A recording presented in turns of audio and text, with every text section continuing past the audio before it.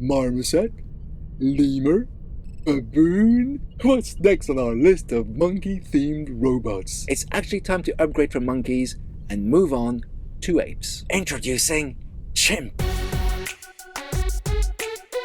We've built quite a few robots already, but our main aim for our simian-inspired machines is creating a robot that would be as close to minifig shape as possible. And we haven't achieved that goal as of yet. Marmoset looked more like a tiny tank, Lemur had really silly tiny legs, and Baboon was quite chunky, but he certainly didn't have a minifig shape. Let's see what we can do this time. So what are we waiting for? Let's get building. Okay, we're going to start by being inspired by Maximilian. Let's put down a couple of half-circle tiles upside down and attach to them 1x1 round plates with a bar handle. Oh, that's what you meant. You're using the same weird piece for the feet as you did for that terrifying red robot. Although with those tile pieces, it looks like it's got hooves for feet. It's always fun to use different pieces to achieve a similar goal, McCluck, even if they do end up looking like hooves. And what do you think of the parts I've used for the legs? Wow, these sure are long ones. That'll instantly make it taller than the others. Aside from Simeon. Of course, Simeon's super tall. And those pieces are usually used as arms. In fact, you'll see that illustrated with Star Wars droids, city robots, and even skeletons. Well, that's not the only uses for those parts, Mouse, and here I used them as legs and attached them to, can you guess? A T-piece. Why mess with perfection, eh? And just like Baboon, we'll use a 1x1 run plate with a hole in its stud to attach that T-piece to a 1x1 brick with studs on all sides. And I guess you'll be using those 1x1 round tiles with a bar for the shoulders. Actually, not this time.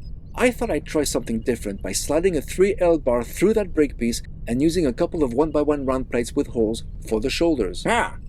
That's different. I feel it makes the shoulders more chunky. For the arms, I thought I'd use the same ones as those for Tobor. C.H.I.M.P's got super massive arms and really thin legs.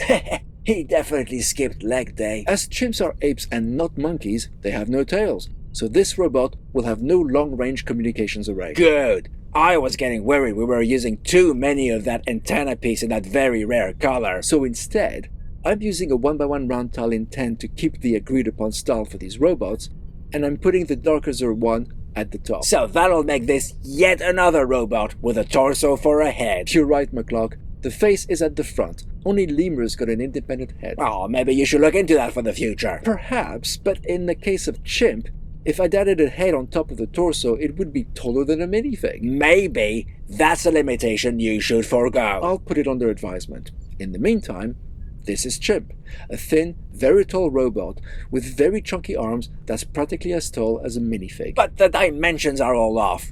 Tiny torso, super long legs, certainly not minifig shaped. And what does C.H.I.M.P stand for? Complex Handling Independent Mechanical Partner. So, what do you think of our latest personal robot companion? Let us know in the comments, and if you like what we do, and how we do it, and you feel you'd like to help us out, please consider joining our Patreon. Well, as long as you can afford it, of course. The link's in the description and pinned comment. And we'll speak to you again next time on the Year of the Robot. Got him. You sure? Positive.